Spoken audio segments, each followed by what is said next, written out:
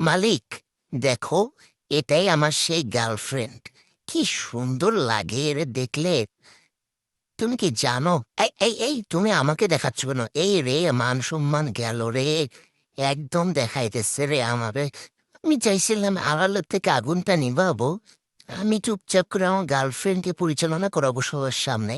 But তার হলো না। উফ, কি গরম রে, ভালো লাগে না তো গরমে। তো মুখের দ্বারা আনলে লোকজন তো আমার ফেসটা ভালোভাবে চিনে যাবে রে। ওই যে আমার গার্লফ্রেন্ড, কত সুন্দর দেখতে, মোটা সোটা, নাদুস নদুস রে।